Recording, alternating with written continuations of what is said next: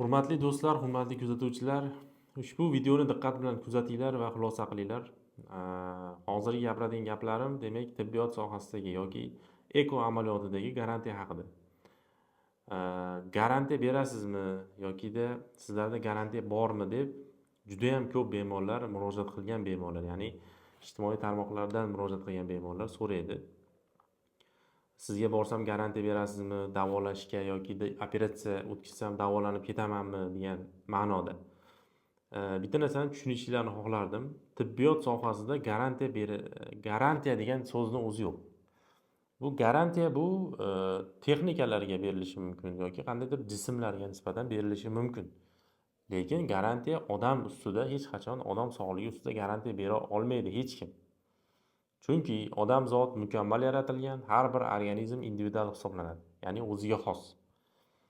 Agar sizni qaysidir doktor yoki qaysidir klinika bizda garantiya bor, bizda garantiya bunaqa deb sizni chorlayotgan bo'lsa, demak katta ehtimol bilan sizni ustingizdan qandaydir ma'noda moliyaviy, demak foyda ko'zlayotgan bo'lishi mumkin. Shaxsan men umuman hech kimga garantiya bera olmayman. Bu meni qo'limda emas. Men faqat to'g'ri sababini qilishim mumkin. Shifoni Allohdan so'raysiz, shifoni Alloh beradi. Men hech kimni davolamayman. Men sababini qilaman. To'g'ri sababini, to'g'ri operatsiyani yoki to'g'ri lecheniyani qilib beraman. Shifoni Alloh beradi. Shuni hisobga olib, demak, savol so'rashdan oldin, garantiya so'rashdan oldin ozgina fikrlanglar, iltimos, ozgina mulohaza qilinglar. Agarda bizni ishlarimizga shubha qiladigan bo'lsanglar, bemalol kuzatib, surishtirib, misol uchun YouTube sahifamizni kuzatib, Instagram sahifamizni kuzatib, biz bajargan ishlarimizni juda ham ko'p qismini yuklab boramiz. Albatta hammasini emas, ko'p qismini yuklab borishga harakat qilamiz.